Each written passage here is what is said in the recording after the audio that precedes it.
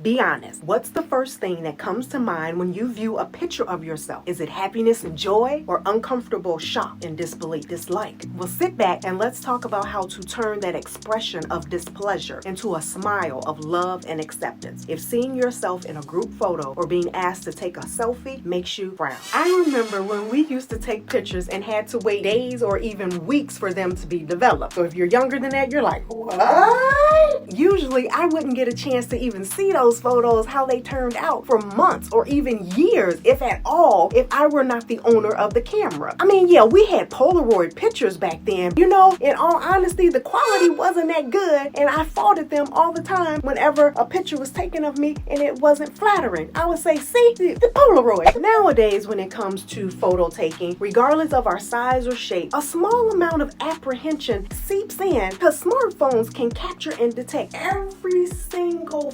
feature in us in just like a moment. That apprehension is further increased if we allow the most recent societal standards of beauty influence how we view ourselves and others. More often than I'd like to admit, I can remember staring at pictures of my overly full face, saying to myself, I can't believe this is me, followed by a flood of unhelpful, negative comments about my worth. I could barely recognize myself. I found myself putting pressure on myself to quickly make changes in hopes that everyone would be able to see proof of my diligent efforts and healthier eating in the next photograph. I began to wonder if there was any point to this entire weight loss effort when the next picture failed to produce the magic I hoped that it would. I questioned, is the desired version of what I want worth the time and effort it will take to get it? So what do? How do we contend with our brains is bogged down with the latest standards of what's deemed beautiful and acceptable? In our own eyes, see devaluation in ourselves when we look at our photographs. The first thing we can do is stop hiding from the world and the camera by not trying to get over on ourselves or fool ourselves. Have you ever had someone tell you to look at a photo of yourself and compliment the shape of your eyes and say how wonderful you love your nose and the shape of your neck and all kinds of stuff like that, but stop hating the image of you in a photo? That little technique did not work for me. However much I tried, I could not persuade myself to believe those lies. I didn't feel beautiful, and I was certain that when others looked at my photo, isn't she lovely, was not a chorus that popped into their mind. My mind was convinced and had conjured up thoughts on the opposite end of the spectrum from lovely to disgust and at times.